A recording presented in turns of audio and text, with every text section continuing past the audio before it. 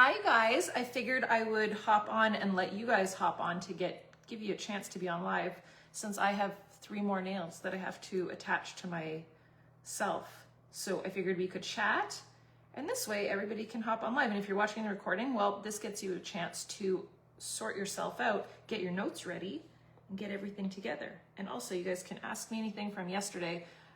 In case you missed it, the beans were spilled. The beans were spilled yesterday for our mystery box sale. So we did the graveyard sale yesterday. Pumpkin Rose is leading the way, as well as the Ashgrave tomb. And I decided to put up a post. I did like some little riddles based off of what I shared with you guys on live, and just some hints as to what's in each of the graves. So if you guys got your tombs yesterday, your mystery boxes yesterday, let me know. My guess is Pumpkin Rose will sell out first. Ashgrave will almost be tied with it. And then the third one, I think it was Ivory Crypt, was following closely behind. I'm pretty sure, if I have that correctly. I'm doing some little Halloween spooky nails. And today I'm filming a very autumn day routine. So I'm very excited about it. How are you guys doing? Today we're gonna talk about fear. It's gonna be like a hardcore gut check. Hopefully that's okay with you. Watch me do things with one hand. I'm almost done, 2 nails. Did you guys enjoy the live yesterday with all the hints and all the beans? Oh, thank you. My little jumpsuit. Did I put on? Yes, I did. It's okay. Try and wear like little pasties underneath, especially when I'm filming. You got the Pumpkin Rose. Yeah, girl. I might make you cry. Oh, and Mary Kate, speaking of which, congratulations to all the winners that were selected for the giveaway yesterday that got stuff added to their boxes. Love it, love it, love it.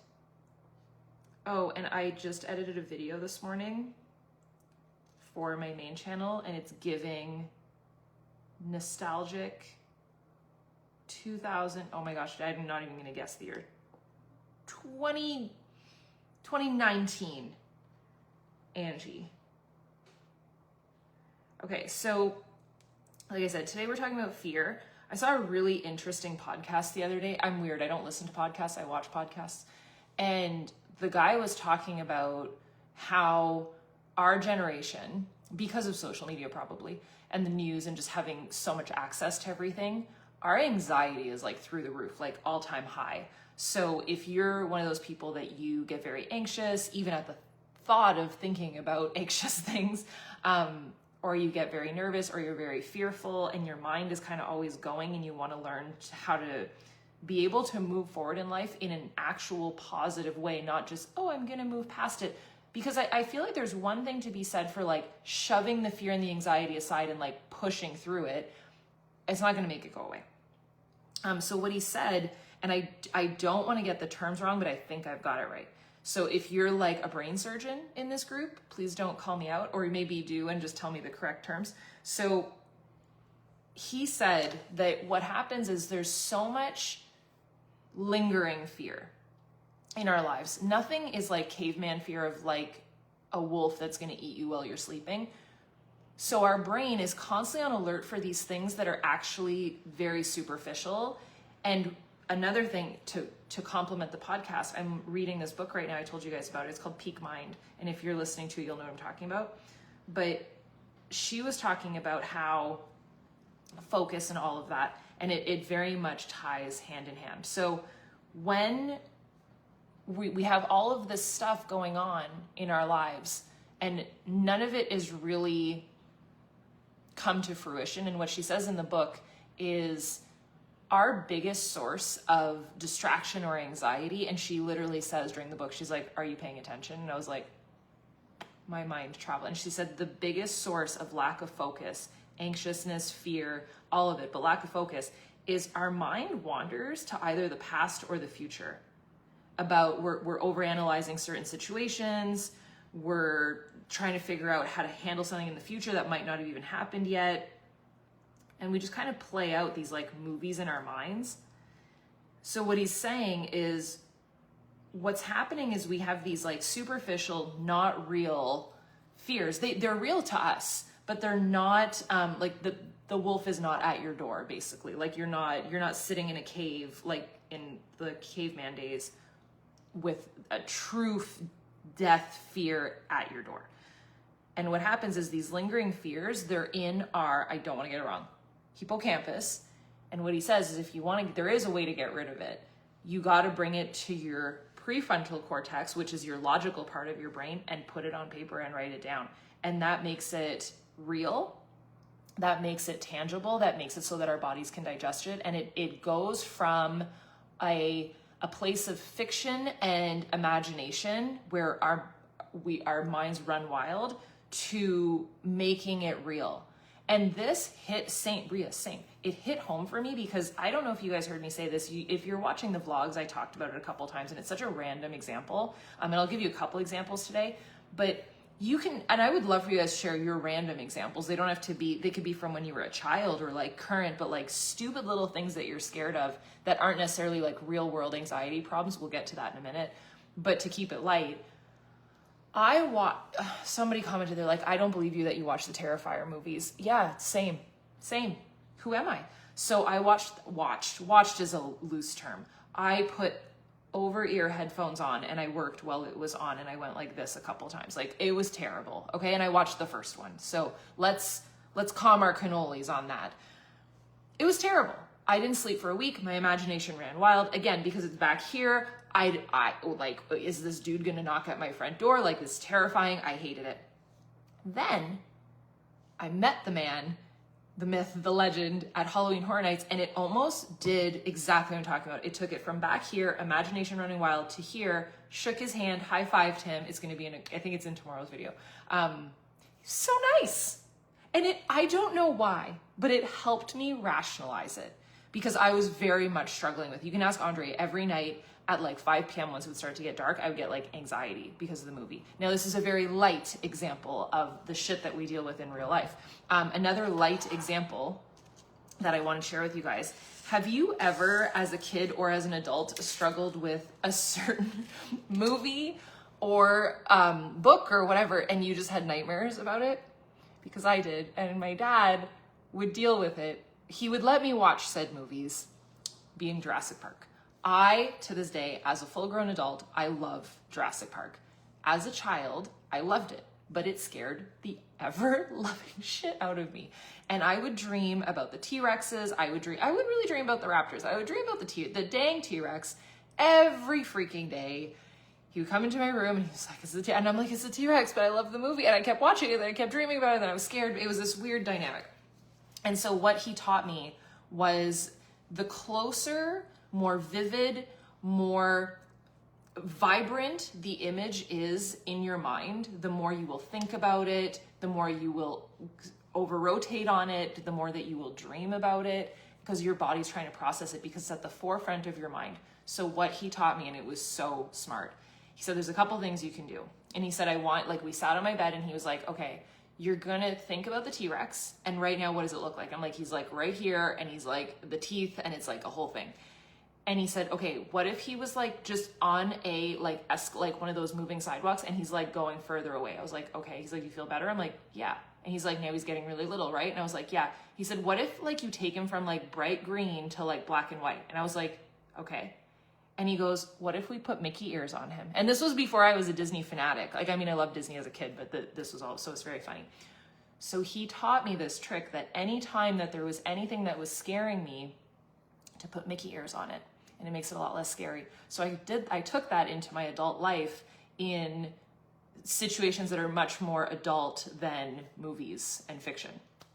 So whether it be all of the stuff that we are forced almost to digest, and I shared this on day one, the amount of information, not just news and horrible things that we see that we are exposed to. Like if you think about when we were kids, we were not exposed to these things. There was such a thing as, there's a word I'm looking for, censorship. There is no censorship anymore.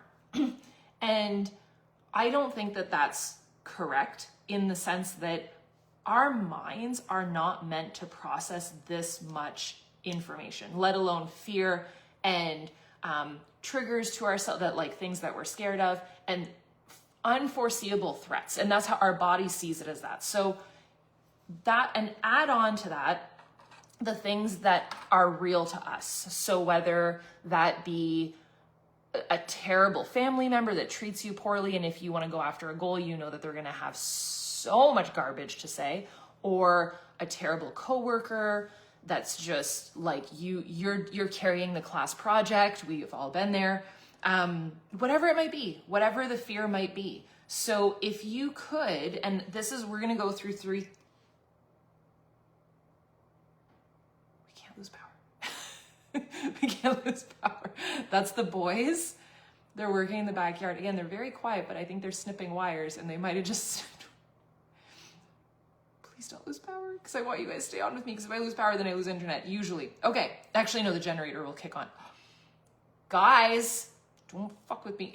All right, so there's 3 steps, all right? So the very first thing, I wrote down this little quote, that fear is not the enemy. It's not your enemy. We can work with it. Unchallenged fear is the problem. So today, what we're gonna do is challenge it. So once you see the fear, it's okay, it's giving Halloween. Once you see the fear for what it is, you can decide how much power you give to it. Just like the Mickey ears. Like we can be like, you're cute, go away, and put Mickey ears on it and be like, bye, Felicia. So step 1, name it. Here's what I would suggest you do.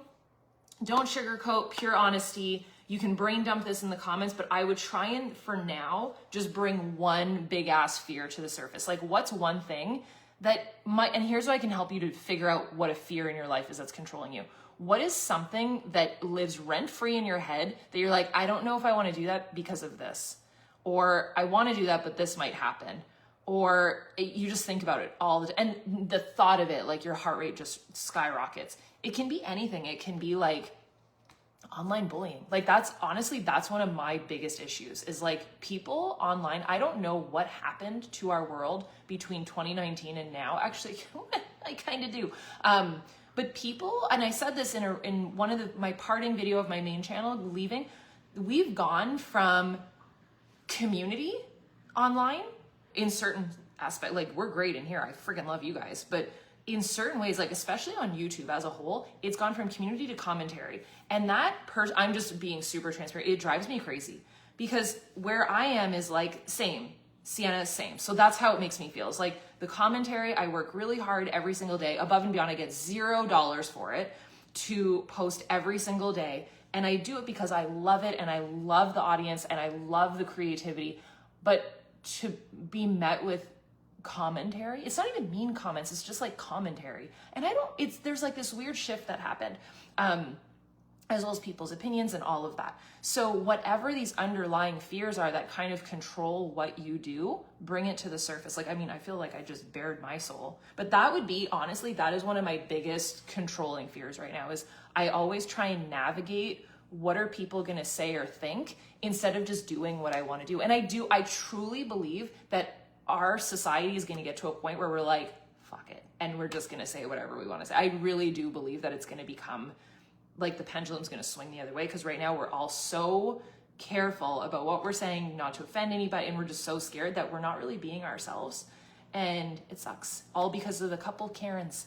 Sorry, let's call them Devlins, because I know that there's really one of my favorite people on the planet is, her name is Karen, and she's so not a Karen, and she's so sweet, and she's the only person in my phone that has an emoji next to her, and her name's Karen. I love her. So all that to say, so step 1, name it. Every day we have 3 steps. So step 1, name it. It can be one thing, it can be multiple things, and the more that you guys are sharing in the comments, oh my gosh, Mary Kate, that hits so hard. Yes, Andre and I are both like that. We for whatever reason.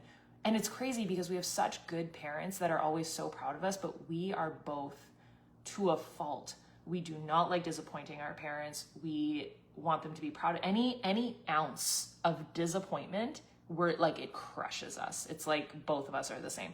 Oh my gosh, I feel that in my soul. So name it. Name them. I had to. Name them. That's what we should just change it to that.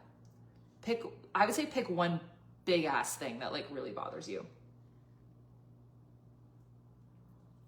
I'm drinking my lemon water with the salt, if you're wondering what the heck is floating at the bottom. There's one seed and some pink salt. It's part of the glow up. So step 1, name it. 2, this is where you have to dig deep, and this is what might bring out some emotions. Find its source. Where the hell does this come from? Did someone say something to you as a child? Did someone did someone make a comparison to someone else's path? Are you comparing yourself? Did you have a past failure that you were like, oh, I don't want that to happen again? Did you have a really crappy relationship with a person that made you feel lesser than? What was it?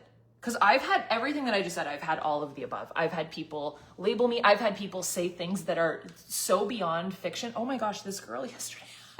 I said to Andre, I'm like, let this be a reminder that the internet is crazy. I left the comment up because it wasn't meant to be mean, but I'm just going to talk about it because it was really funny. But this is something that I deal with, is like people's opinions. And a lot of people deal with this in real life. I just deal with it mostly on the internet. Thank God I have good people around me. Also, we're going to get to this, but like boundaries, if you have people that are making you feel lesser than in real life, trim the fat, get rid of it.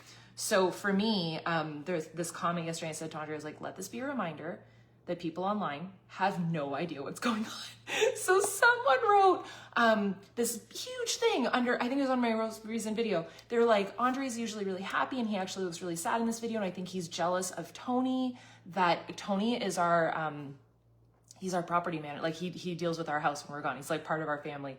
And he's like, I think he's jealous of Tony. Like, do you have a crush? It's kind of like insinuating, like, do you have a crush on Tony? And Tony helped you put the decorations up. Tony is I don't want to get the age wrong, I would guess 50-year-old, not that there's anything wrong with that,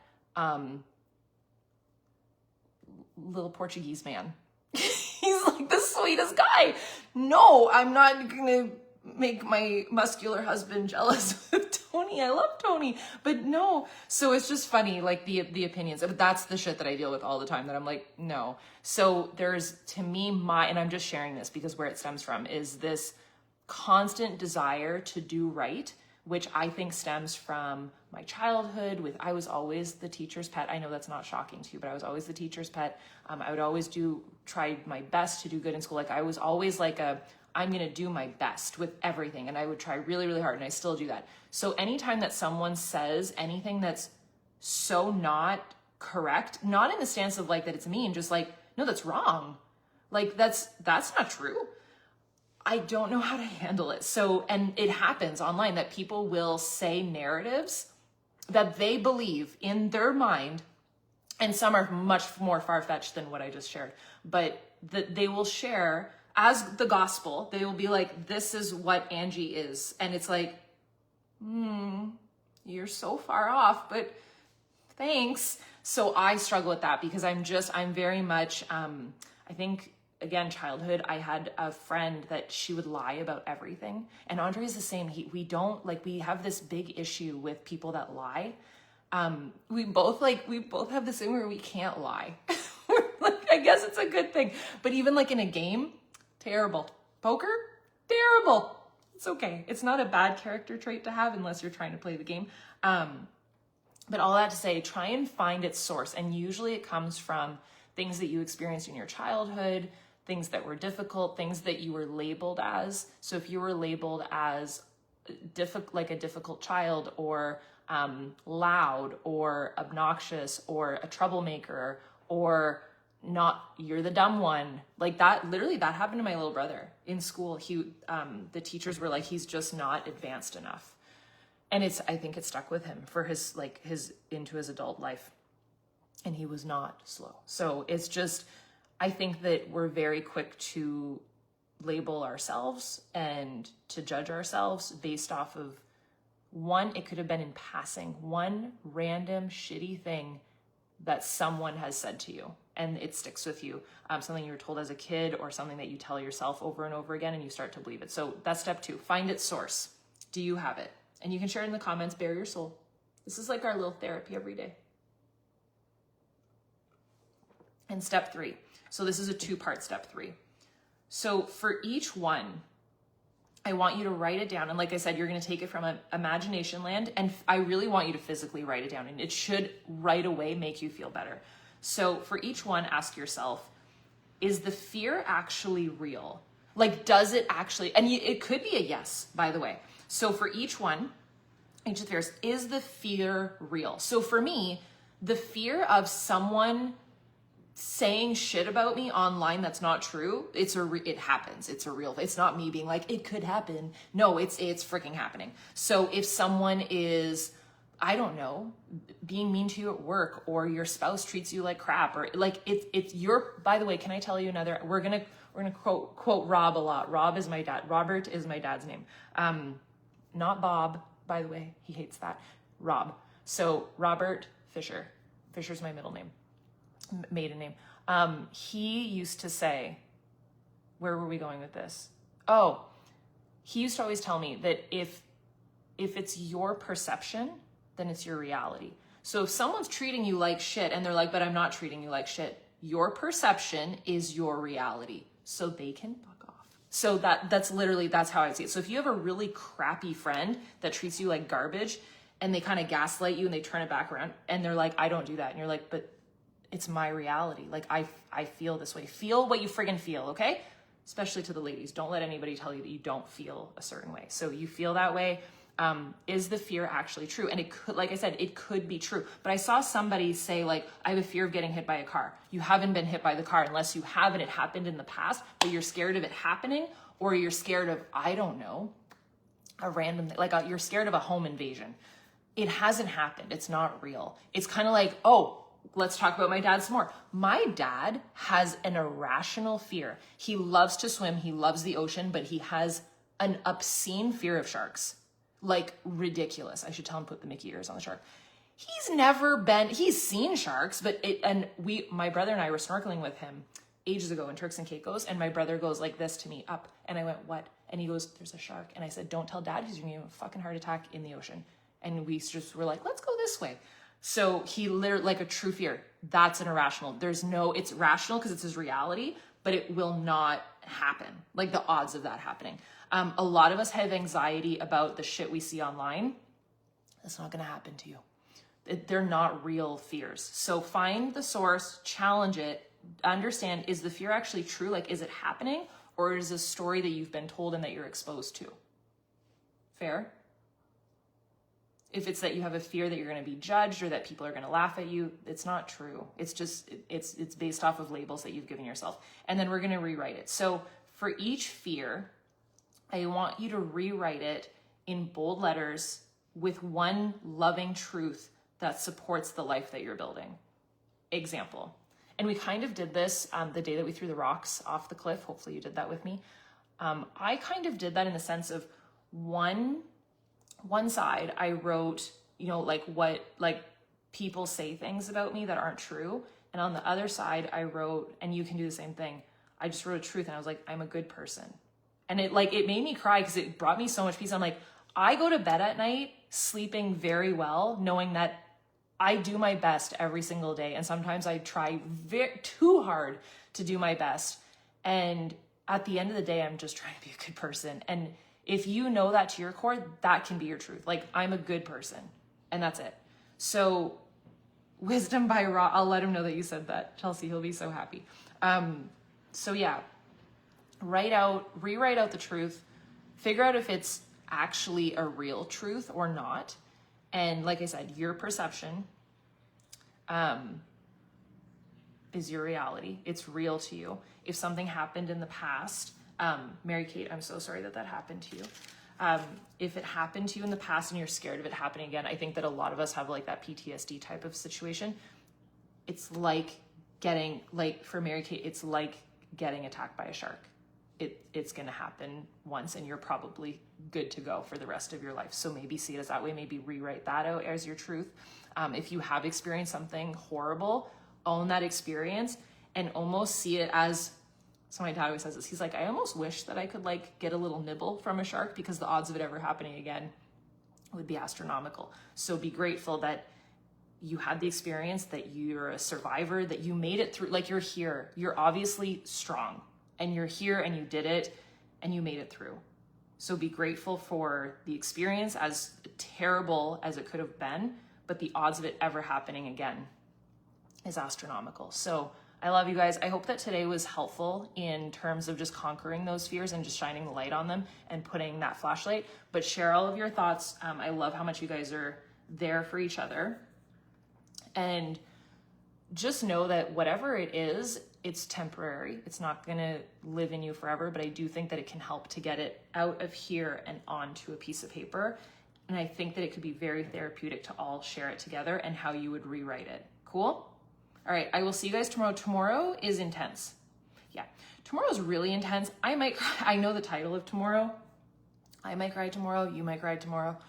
It's going to be a whole thing. So I will see you guys then for day 10. Bye, you guys.